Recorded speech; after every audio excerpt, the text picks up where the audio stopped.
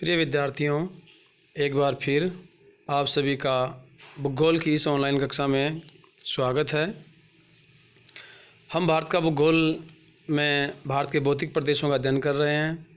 पिछले वीडियो में हमने प्रायद्वीपीय पठार के बारे में चर्चा की और उसमें हमने जो प्रायद्वीपीय पठार में जो मुख्य पठार पाए जाते हैं उनका अध्ययन किया। आज इस वीडियो में प्रायद्वीपीय पठार के जो पर्वत हैं और जो घाट हैं उनकी चर्चा करेंगे। प्रायद्वीपीय प्रदेश के जो मुख्य पर्वत हैं उनमें से अगर अपन देखें तो अरावली है, विंध्याचल, सतपुड़ा, सतमाला और अजंता पहाड़ियाँ। तो ये यहाँ के मुख्य पर्वत श्रेणियाँ हैं जो इस पठारी भाग पर पाई जाती है। तो अरावली जो पर्वतमाला है, यहाँ देखिए मानचित्र में यहाँ इसको दर्शाया गया है। तो यह पर्वत श्रेणी दक्षिण पश्चिम से उत्तर पूर्व की ओर विस्तृत है, जो गुजरात के पालनपुर से दिल्ली तक लगभग 800 किलोमीटर की लंबाई में विस्तृत है। लेकिन इसका जो मुख्य भाग है वो अधिकतर राजस्थान में ही पड़ता है, जिसकी लंबाई 550 किलोमीटर है।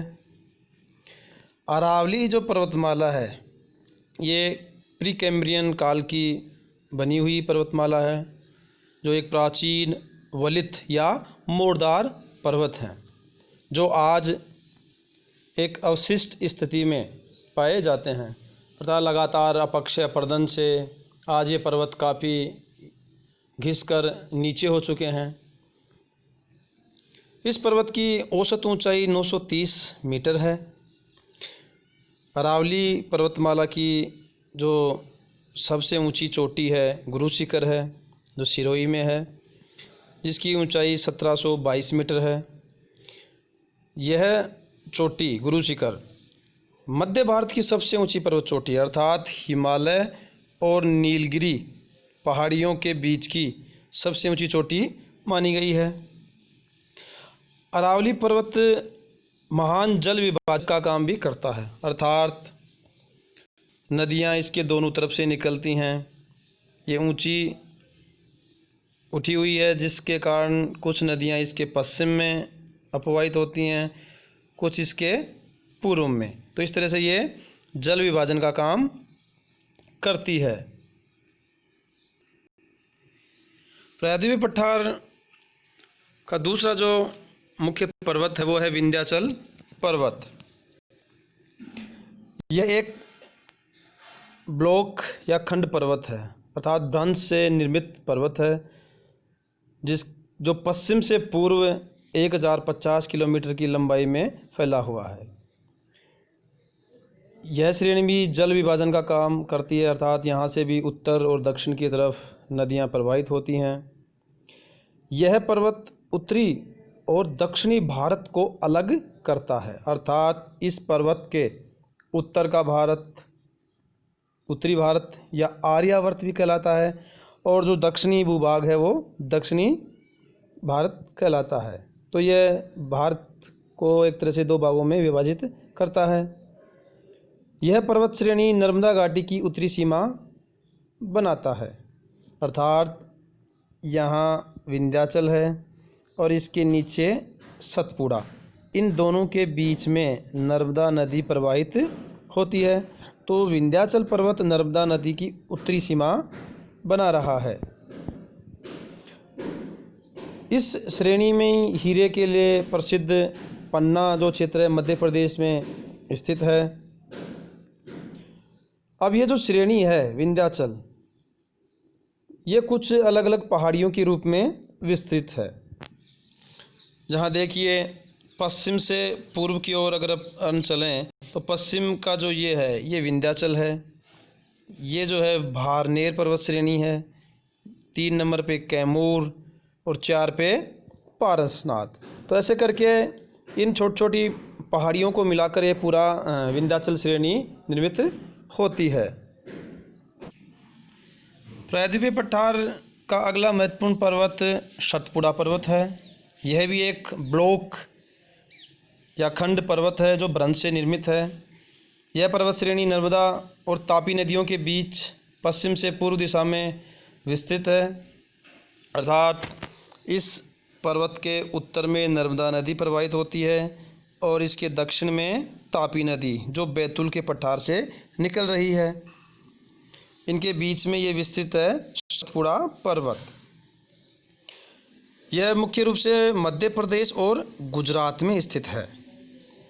अब यह जो पर्वतमाला है ये भी कुछ छोटी छोटी पहाड़ियों से निर्मित होती है, जिसमें पश्चिम से पूर्व अगर बात करें तो जहाँ 1 नंबर दर्शाया गया है ये राजपीपला की पहाड़ियाँ, 2 पे गाविलगढ़ की पहाड़ियाँ, तीसरा पे जो महादेव पर्वत है और इसी महादेव पर्वत पर धूपगढ़ जो सतपुड़ा की सबसे ऊंची चोटी है, इन्हीं महादेव पहाड़ियों में स्थित है जिनकी ऊंचाई 1350 मीटर है।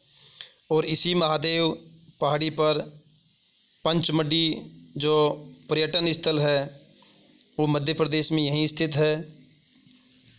अगला जो 4 नंबर है वो है मैकाल पर्वत, जहाँ मैकाल पर्वत की ऊंची चोटी अमरकंटक है और यहीं से कुछ नदियां निकलती हैं, जिसमें से सोन नदी उत्तर की तरफ बह रही है और नर्मदा नदी भी यहीं अमरकंटक से निकल रही है।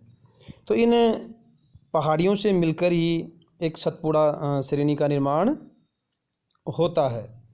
इसके दक्षिण में बैतूल का पठार है जहाँ से तापी नदी प्रवाहित हो रही है। इनके अलावा अगर बात करें तो और अगर मुख्य पर्वत श्रेणियाँ हैं छोटी छोटी, जिनमें अजंता पर्वत श्रेणी है, सतमाला पहाड़ियाँ हैं, हरिश्चंद्र पर्वत श्रेणी है, बालाघाट पर्वत श्रेणी, ये मुख्यतः महाराष्ट्र में पड़ती हैं। तो इस तरह प्रायद्वीपीय पठारी भाग में मुख्यतः 2 तरह की स्थलाकृतियाँ देखने को मिलती हैं। एक पठारी क्षेत्र है, दूसरा कुछ पर्वत श्रेणियां हैं।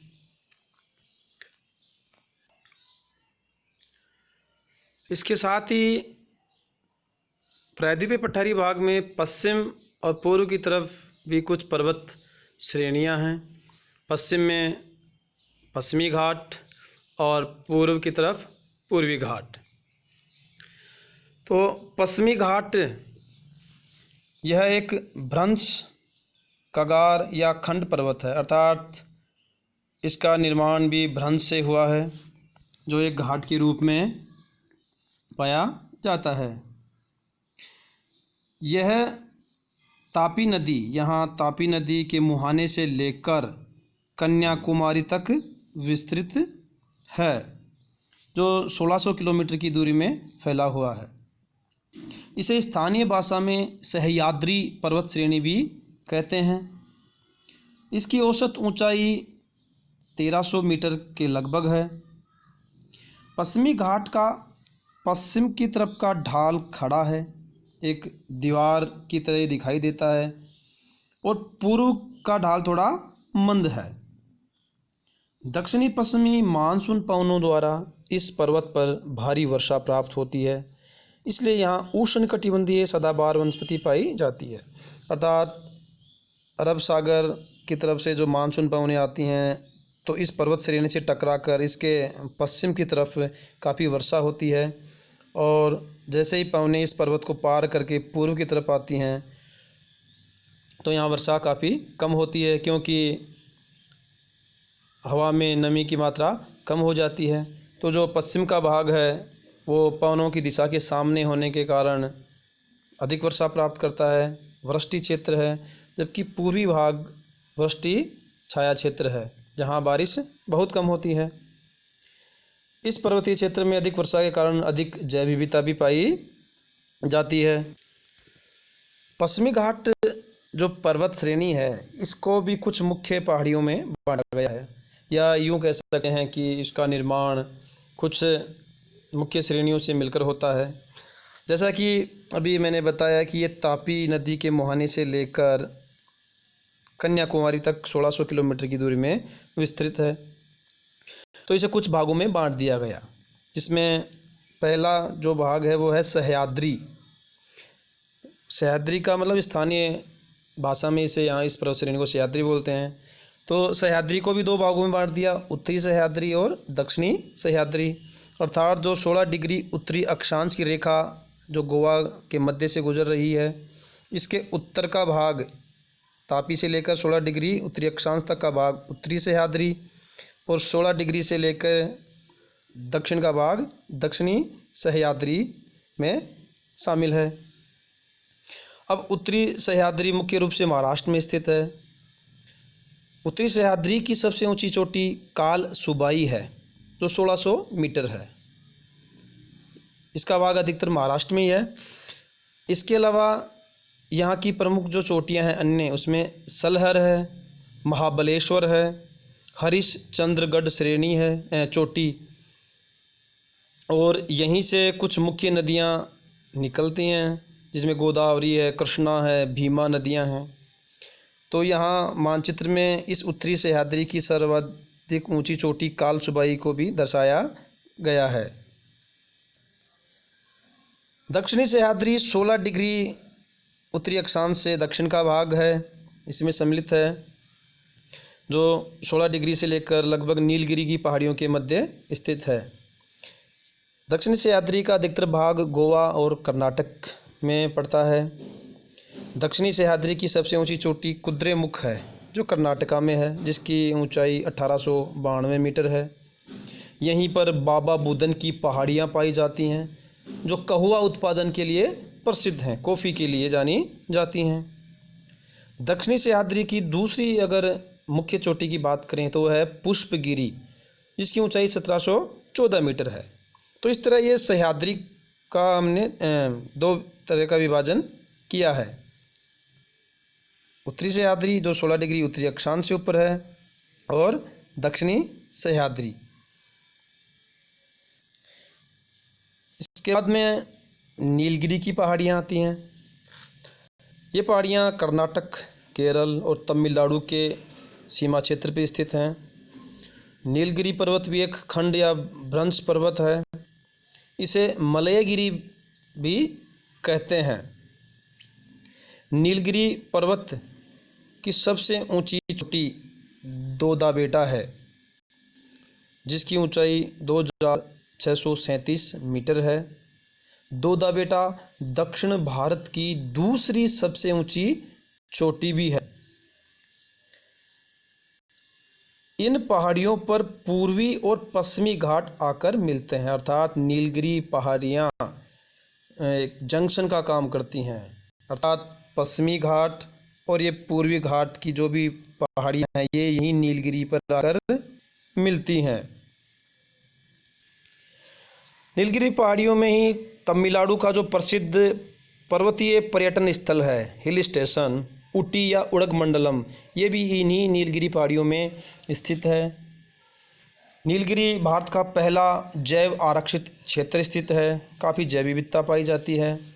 ये पहाड़ियाँ चाय की रोपण कृषि के लिए भी प्रसिद्ध हैं। नीलगिरी पहाड़ियों पर तमिलनाडु में एक टोडा जनजाति निवास करती है, जो भैंस पालने के लिए भी जानी जाती है।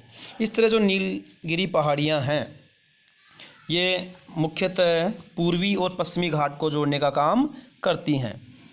इसके बाद में जो पहाड़ियाँ आती हैं वो हैं अन्नामलाई की पहाड़ियाँ, जो नीलगिरी के दक्षिण में है। इन पहाड़ियों की सबसे ऊंची चोटी है अनाईमुड़ी, जिसकी ऊंचाई है 2695 मीटर।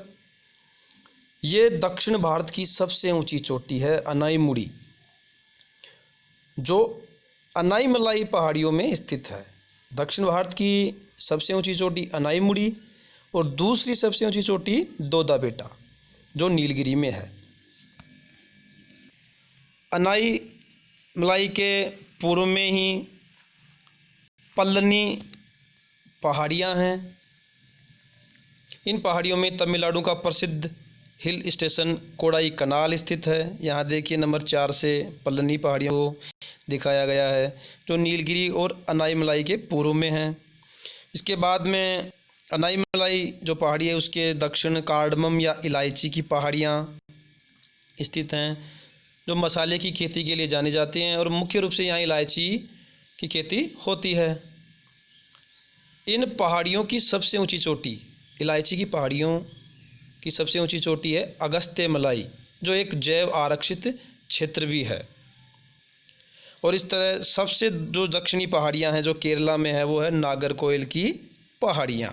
तो इस तरह जो पश्चिमी घाट का विभाजन किया गया है, सह्याद्री जिसको उत्तरी दक्षिणी में बांटा गया, फिर नीलगिरी की पहाड़ियाँ, फिर अन्नामलाई, फिर इधर परनी, अन्नामलाई से नीचे कार्डमम या इलायची और सबसे दक्षिण नागरकोइल। तो प्रतियोगी परीक्षाओं में इनका दक्षिण से उत्तर या उत्तर से दक्षिण क्रम भी पूछा जाता है। और साथ ही दक्षिण भारत की सबसे ऊंची चोटी या दूसरी सबसे ऊंची चोटी कौन सी है। तो इस तरह के प्रश्न प्रतियोगी परीक्षा में आते रहते हैं।